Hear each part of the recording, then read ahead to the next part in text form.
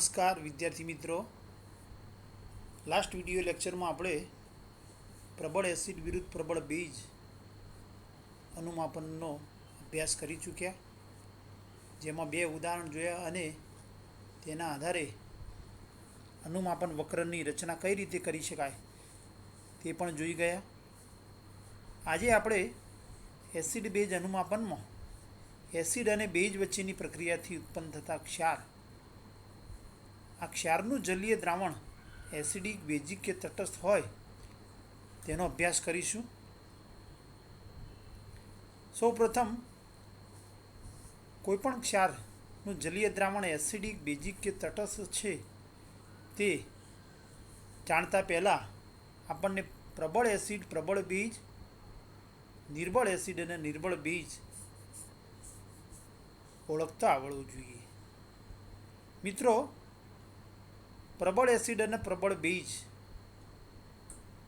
1, 3, 4 ને 2, 6 પ્રબળ એસિડ અને આટલા પ્રબળ બેઝ જો તમે યાદ રાખો તો કોઈપણ ક્ષારનું જલીય દ્રાવણ એસિડિક, બેઝિક કે તટસ્થ હશે તે આપણે નક્કી કરી શકીએ. નિર્બળ એસિડ, બેઝ યાદ નહીં રાખો તો ચાલશે. કોઈપણ એસિડ અને બેઝ વચ્ચેની પ્રક્રિયાથી ક્ષાર અને પાણી ઉત્પન્ન થાય છે. હવે ઉત્પન્ન થતા ક્ષારનું જલીય દ્રાવણ એસિડિક, બેઝિક કે તટસ્થ હશે તે જોઈએ તો જો એસિડ પ્રબળ હોય અને બેઝ પણ પ્રબળ હોય, એટલે કે પ્રબળ એસિડ અને પ્રબળ બેઝ વચ્ચેની પ્રક્રિયાથી જો ક્ષાર ઉત્પન્ન થતો હોય તો એવા ક્ષારનું જલીય દ્રાવણ હંમેશા તટસ્થ જ હોય. મતલબ કે તેવા જલીય દ્રાવણ, ક્ષારના જલીય દ્રાવણની pH હંમેશા 7 જ હોય. જો પ્રબળ એસિડ અને નિર્બળ બેઝ વચ્ચેની પ્રક્રિયાથી ક્ષાર ઉત્પન્ન થતો હોય તો તેવા ક્ષારનું જલીય દ્રાવણ એસિડ પ્રબળ છે, પરિણામે ક્ષારનું જલીય દ્રાવણ એસિડિક થશે, એટલે કે દ્રાવણની pH <7 થશે. નિર્બળ એસિડ અને પ્રબળ બેઝ વચ્ચેની પ્રક્રિયાથી ક્ષાર ઉત્પન્ન થતો હોય તો એવો ક્ષાર, અહીં બેઝ પ્રબળ હોવાથી તેવા ક્ષારનું જલીય દ્રાવણ બેઝિક હશે, એટલે કે તેવા ક્ષારના જલીય દ્રાવણની pH <7, એટલે કે 7 કરતો વધુ હશે. પરંતુ જો એસિડ અને બેઝ બંને નિર્બળ હોય તો તેવા સંજોગોમાં ઉત્પન્ન થતા ક્ષારનું જલીય દ્રાવણ એસિડિક, બેઝિક કે તટસ્થ હોઈ શકે અને તેનો આધાર નિર્બળ એસિડના આયનીકરણ અચળાંક Ka અને નિર્બળ બેઝના આયનીકરણ અચળાંક Kb ઉપર આધાર છે. જો Ka બરાબર Kb હોય, એટલે કે નિર્બળ એસિડ અને નિર્બળ બેઝ બંનેના આયનીકરણ અચળાંકના મૂલ્યો સરખા હોય તો તેવા સંજોગોમાં ઉત્પન્ન થતા ક્ષારનું જલીય દ્રાવણ તટસ્થ હશે. જો Kનું મૂલ્ય Kb કરતાં વધારે હશે તો તેવા સંજોગોમાં ઉત્પન્ન થતા ક્ષારનું જલીય દ્રાવણ એસિડિક હશે અને જો Kbનું મૂલ્ય Ka કરતાં વધારે હશે તો તેવા સંજોગોમાં ઉત્પન્ન થયેલા ક્ષારનું જલીય દ્રાવણ બેઝિક હશે.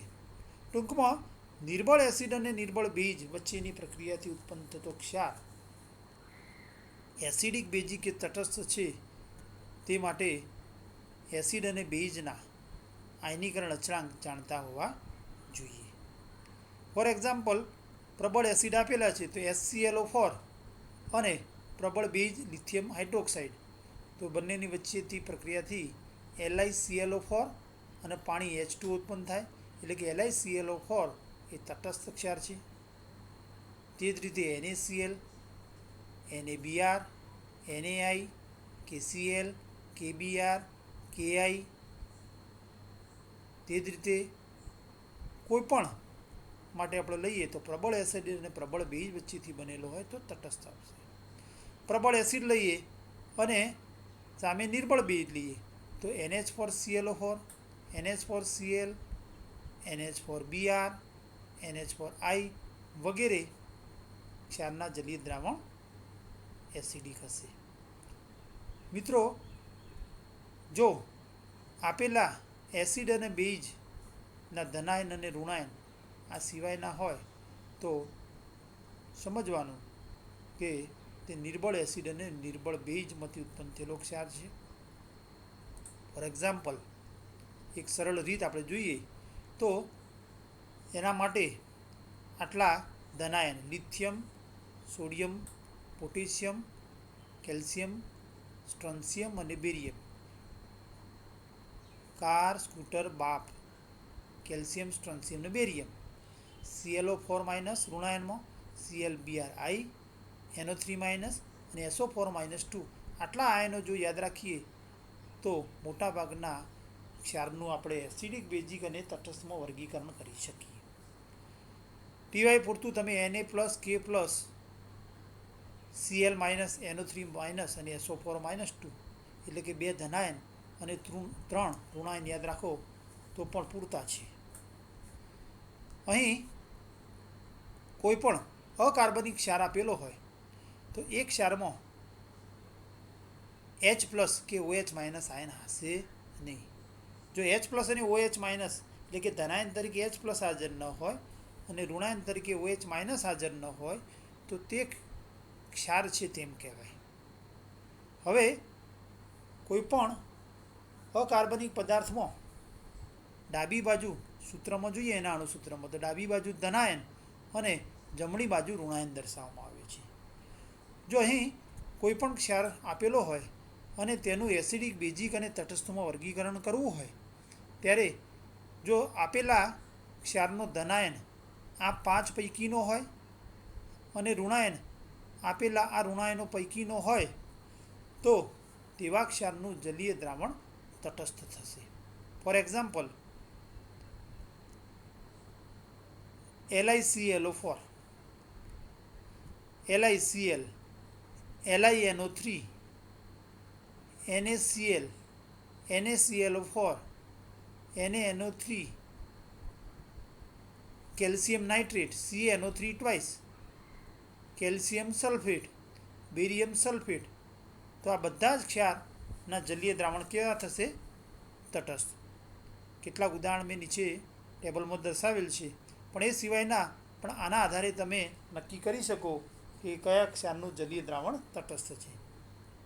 હવે જો આપેલા ક્ષારનો ધનાયન આ પૈકીનો હોય એટલે કે આ 6 આયનો પૈકીનો હોય અને ઋણાયન આ સિવાયનો હોય તો તેવા સંજોગોમાં આપેલા ક્ષારનું જલીય દ્રાવણ બેઝિક હશે. ફોર એક્ઝામ્પલ, સોડિયમ એસિટેટ, તો કાર્બનિક ક્ષાર આપેલો છે તો કાર્બનિકની અંદર શું થશે કે અહીંયા આગળ ડાબી બાજુ ઋણાયન અને જમણી બાજુ ધનાયન. કાર્બોક્સિલિક એસિડમાં એવું થશે. બધા જ કાર્બોક્સિલિક એસિડ નિર્બળ એસિડ છે. અહીં ધનાયન Na પ્લસ આ પૈકીનો છે, જ્યારે ઋણાયન CH3COO માઇનસ એસિટેટ આ સિવાયનો છે. મતલબ કે અહીં આગળ સોડિયમ એસિટેટનું જલીય દ્રાવણ બેઝિક થશે. K3PO4, તો K3PO4માં ધનાયન K પ્લસ આ પૈકીનો છે, આપેલા 6 પૈકીનો, જ્યારે ઋણાયન PO4 માઇનસ 3 આપેલા ઋણાયન સિવાયનો છે. પરિણામે તેવા ક્ષારનું જલીય દ્રાવણ કેવું થશે? બેઝિક. તે જ રીતે sodium phosphate, calcium phosphate, strontium phosphate વગેરેના જલીય દ્રાવણ પણ તટસ્થ થશે. એ જ રીતે પોટેશિયમ ફોસ્ફેટ, પોટેશિયમ એસિટેટ વગેરેના જલીય દ્રાવણ પણ બેઝિક થશે. જો આપેલા ક્ષારનો ધનાયન આ સિવાયનો હોય એટલે કે lithium, sodium, potassium, calcium, strontium અને બેરિયમ સિવાયનો હોય પરંતુ ઋણાયન આ પૈકીનો કોઈ એક હોય તો તેવા સંયોજનનું, તેવા ક્ષારનું જલીય દ્રાવણ એસિડિક થશે. દાખલા તરીકે FeCl3, તો FeCl3માં Fe+3 ધનાયન અને Cl માઇનસ ઋણાયન થશે. આ સંયોજકતા અહીં જાય અને આ સંયોજકતા અહીં આવેલી Fe+3 અને Cl માઇનસ થાય તો Fe+3 ધનાયન આ સિવાયનો છે, જ્યારે Cl માઇનસ ઋણાયન આ પૈકીનો છે. પરિણામે FeCl3નું જલીય દ્રાવણ એસિડિક થશે. CuSO4 કોપર સલ્ફેટ, તો Cu+2 અને SO4 માઇનસ 2, તો Cu+2 ધનાયન આપેલા ધનાયન પૈકીનો નથી, એટલે કે આ ધનાયન સિવાયનો છે, જ્યારે ઋણાયન SO4-2 આપેલા ઋણાયનો પૈકીનો એક છે, પરિણામે CuSO4નું જલીય દ્રાવણ એસિડિક થશે. MnSO4 તો MnSO4માં SO4-2 આ પૈકીનો એક છે, જ્યારે Mn+2 આ સિવાયનો છે, પરિણામે MnSO4નું જલીય દ્રાવણ કેવું થશે? એસિડિક. NH4Cl તો Cl- આપેલા ઋણાયન પૈકીનો, જ્યારે NH4+ આપેલા ધનાયન સિવાયનો છે, પરિણામે NH4Clનું જલીય દ્રાવણ એસિડિક થશે. હવે જો આપેલા ક્ષારના ધનાયન આ સિવાયના હોય અને ઋણાયન પણ આ સિવાયના હોય અને તો તેવા સંજોગોમાં ઉત્પન્ન થયેલો ક્ષાર એ નિર્બળ એસિડ અને નિર્બળ બેઝ વચ્ચેની પ્રક્રિયાથી ઉત્પન્ન થયેલો હશે, અને તેવા સંજોગોમાં આયનીકરણ અચળાંકના મૂલ્યો જો જાણતા હોઈએ તો તેવા ક્ષારનું જલીય દ્રાવણ એસિડિક, બેઝિક કે તટસ્થ છે તે નક્કી કરી શકાય. ફોર એક્ઝામ્પલ આપણે લઈએ કે એમોનિયમ ફોર્મેટ CH3COONH4.